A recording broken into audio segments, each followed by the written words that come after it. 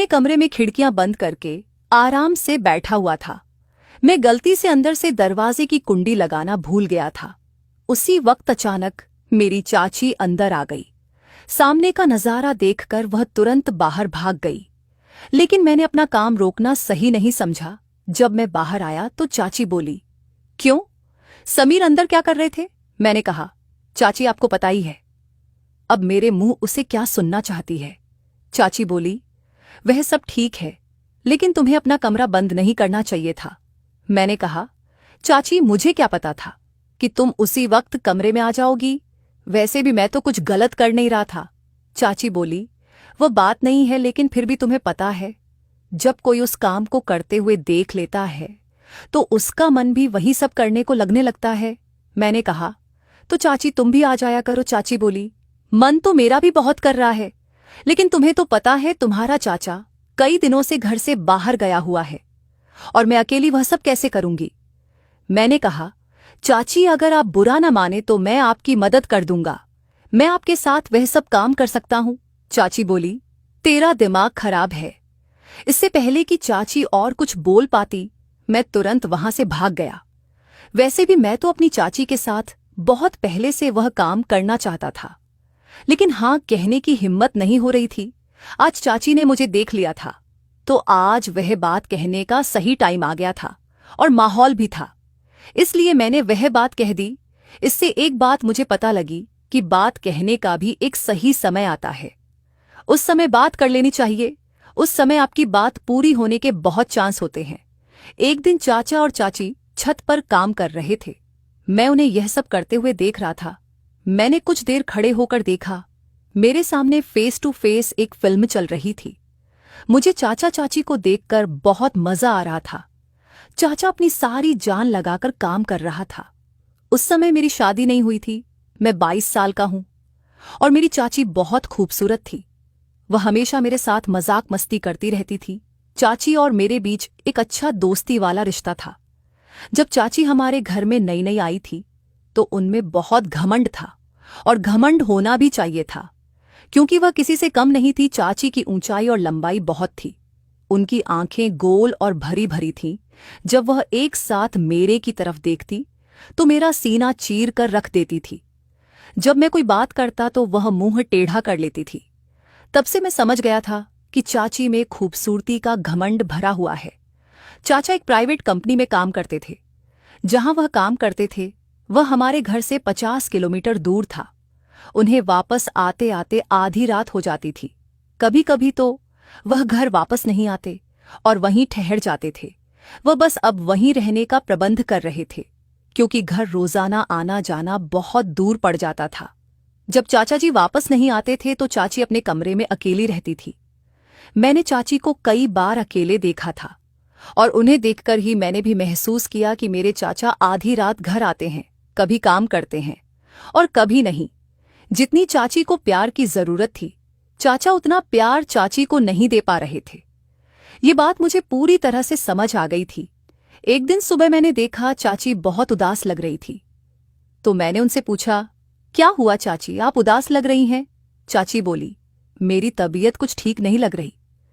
फिर मैंने उनके लिए मेडिकल स्टोर से दवाई ले आई। दवाई खाकर चाची अपने कमरे में चली गई। थोड़ी देर बाद उनका हालचाल पूछने के लिए मैं उनके कमरे में गया तो देखा कि उन्हें काफी बुखार था। मैंने कहा, चाची चाचा जी आज घर नहीं आएंगे। चाची बोली, वह ऑफिस के काम के लिए कुछ दिनों के लिए बाहर गए हैं। मैंने कहा, अब क्या करूं, चाची की तबीयत तो बिगड़ती जा रही है। तभी मुझे ध्यान आया, मेरा एक दोस्त था अमन, उसके पापा डॉक्टर थे। मैंने तुरंत अमन को फोन किया और कहा, अमन तुम्हें एक काम करना है। वह बोला, हाँ बताओ क्या काम है। मैंने कहा, तू जल्दी से अपने पापा को मेरे घर भेज दे, मेरी चाची की तबीयत बहुत खराब है। वह बोला, ठीक है यार, मैं अभी भेज देता हूं। थोड़ी देर बाद अमन के पापा आ गए। उन्होंने चाची को एक इंजेक्शन लगा दिया और कुछ दवाइयां लिखी। करीब 1 घंटे बाद चाची को मिल गया। फिर सुबह मैं बाथरूम जा रहा था तो चाची बोली, समीर 1 मिनट आओ मेरे पास। मैं उनके पास गया। चाची बोली, मुझे माफ कर दो। मैंने पूछा, किसके लिए? तो चाची बोली, जब से मैं इस घर में आई हूं एक बार भी तुझसे सीधे मुंह बात नहीं की और तू मेरा कितना ख्याल रखता है, ये कल मुझे पता चला जब मेरी तबीयत खराब थी। मैंने कहा, चाची कोई बात नहीं, मैं तो तुम्हें अपनी ही मानता हूं। फिर मैंने सोचा कि चाची तुझे अपने दिल की बात कह दूं, यही सही मौका है। लेकिन मैंने सोचा अभी दिल की बात बताना बेवकूफ़ी होगी, क्योंकि अभी तो चाची मेरी ओर बात करने लगी है। अगर मैं अभी बता दूंगा तो बहुत जल्दी हो जाएगा और चाची भी नहीं कर सकेंगी। इसलिए पहले चाची के साथ और ज्यादा प्यार पाना पड़ेगा। इसके बाद चाची और मेरे बीच एक अच्छी दोस्ती हो गई। मैं चाची की हर बात मानता और जो भी काम वह कहती मैं दौड़ दौड़ कर देता। चाची अब मेरे प्रति थोड़ी ज्यादा आकर्षित होने लगी थी। एक दिन चाची ने मुझसे कहा, समीर, तुम्हारा चाचा तो कभी कभी ही घर आता है, तुम रात को मेरे कमरे में आ जाया करो, हम दोनों बातें कर लेंगे या एक साथ बैठकर फिल्म देख लेंगे। अकेले में मेरा कमरे में जी नहीं लगता। मैंने अपने मन में सोचा, लो चाची मुझे हिंट दे रही है। डायरेक्ट से तो अब मुझे और भी आसान हो गया, अब किसी भी तरह से अपनी बात कह ही दूंगा। मैं चाची के कमरे में गया तो चाची अभी भी घर के काम कर रही थी। चाची को देखकर मेरा मन मचल गया और मैंने मोबाइल में मूवी देखने लगा। वीडियो की आवाज पूरी ऊंची थी और पूरे कमरे में सुनाई दे रही थी।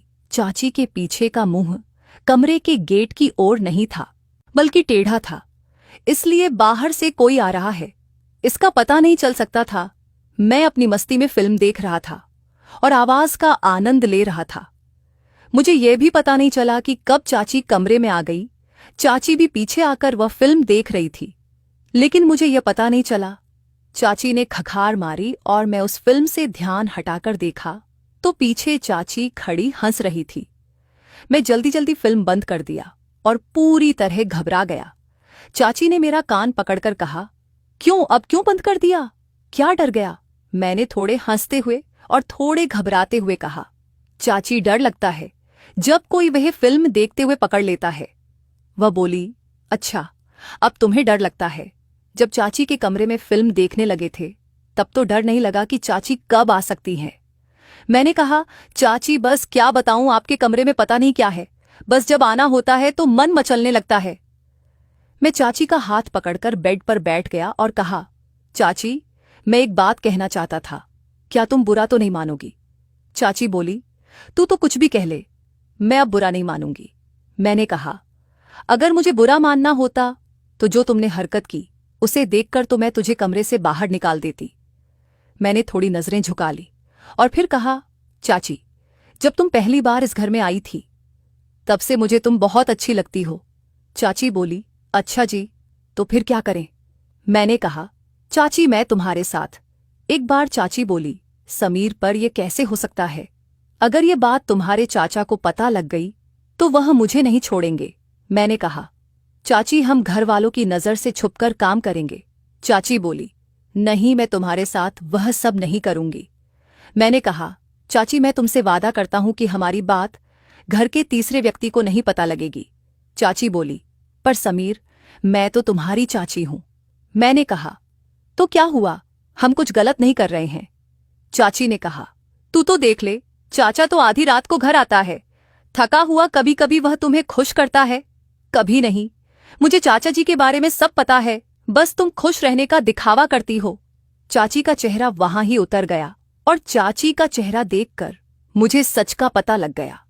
चाची बोली, हाँ समीर तुम सच कह रहे हो, बस टाइम ही बीतता है। मैं चाचा जी से खुश नहीं हूं।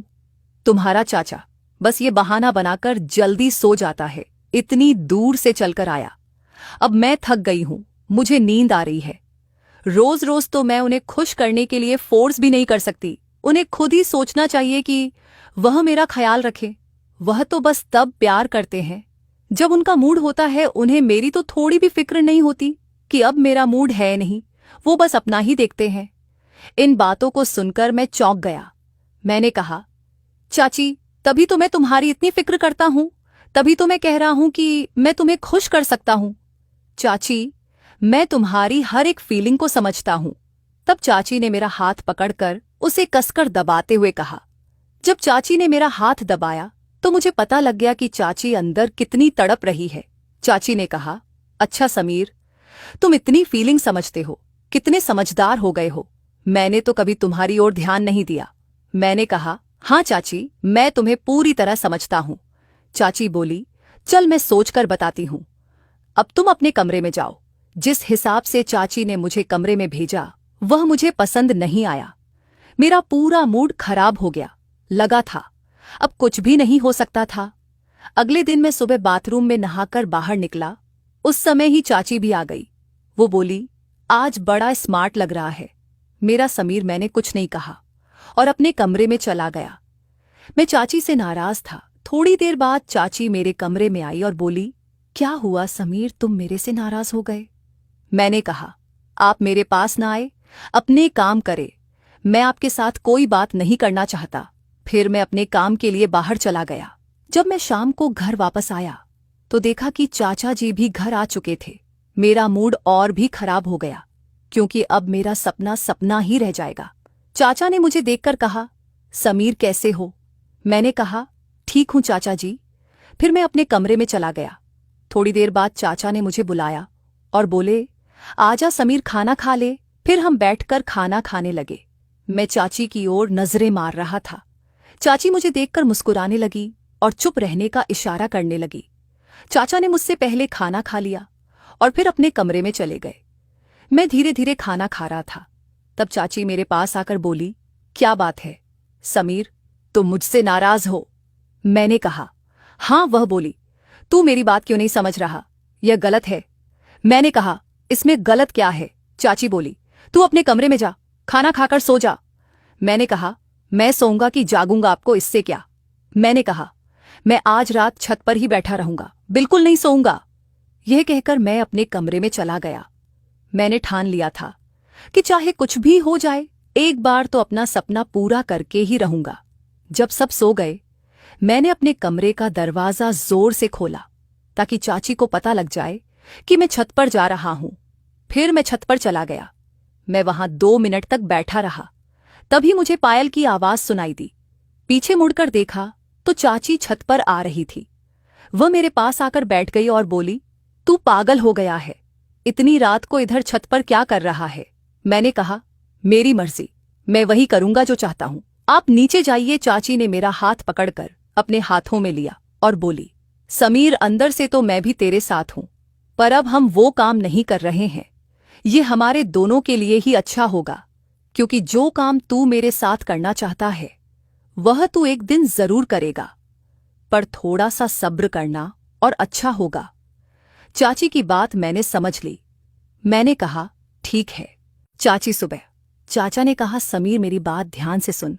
मैंने कहा, हाँ बताइए चाचा। बोले, मैं तुम दोनों को एक बात बताने आया हूं। मैं अब दोबारा वापस नहीं आऊंगा। मैं कंपनी के काम से बाहर जा रहा हूं, लगभग 6 महीने बाद ही वापस आऊंगा। मैंने कहा, अच्छा चाचा जी। चाचा बोले, हाँ, और अब इस घर की जिम्मेदारी तेरी है, तू अपनी चाची का भी अच्छे से ख्याल रखना। मैंने कहा, चाचा जी आप बेफिक्र रहे, मैं इस घर की जिम्मेदारी संभाल लूंगा, और रही बात चाची की, तो चाची का मैं बहुत ख्याल रखूंगा। आप बेफिक्र रहे, चाचा ने कहा। अब से 1 घंटे बाद मेरी ट्रेन है। फिर मैंने चाचा को स्टेशन पर छोड़ने चला गया।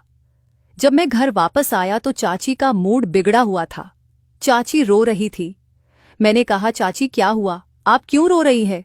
तो चाची बोली, रो क्यों नहीं, और क्या करूं, तेरा चाचा पहले भी कई दिनों बाद आता था और अब तो सीधा 6 महीने के लिए चला गया। यह कहकर वो और भी रोने लगी। मैंने चाची को बिस्तर पर बिठाकर कहा, चाची कोई बात नहीं, चाचा ने अपने काम के लिए जाना ही था और मैं तो हूं आपके साथ आपका ख्याल रखने के लिए। यह कहते ही चाची ने मुझे गले लगा लिया। इसके बाद तो बिना कुछ कहे चाची ने मेरे साथ शुरुआत कर दी। इससे आगे की बात तो बढ़ती गई, क्योंकि चाची अब बहुत दुखी थी और पूरी तरह तैयार हो गई थी। उन्होंने बिना कुछ देखे सारा प्यार मुझे दे दिया। फिर मैं भी पीछे नहीं रहा। चाचा जो चाची को अधूरा छोड़ देते थे, मैं आज वह कमी पूरी कर रहा था। मैंने सारी रात चाची की पूरी सेवा की। रात के करीब 3 बजे गए थे। फिर कहीं जाकर हम दोनों सो गए। अगले दिन जब चाची उठी तो चाची के चेहरे से साफ पता चल रहा था कि चाची वास्तव में खुश है। इसके बाद चाची ने मेरा हाथ पकड़कर बोला, थैंक यू समीर, जो खुशी तुमने मुझे दी है उसके लिए मैं तो नहीं जानती कब से तुम तरस रहे थे। मैंने कहा, चाची आप तो मेरी बात ही नहीं मान रही थी। साथ ही देखो आज आपके चेहरे की खुशी ही बता रही है कि आप अंदर से कितनी खुश हैं। इसके बाद चाची ने मुझे गले लगाकर बोला, शुक्रिया। मेरे समीर, उस दिन के बाद से मैंने चाची के कमरे में ही सोना शुरू कर दिया और अब हम दोनों रोजाना खुश रहने लगे।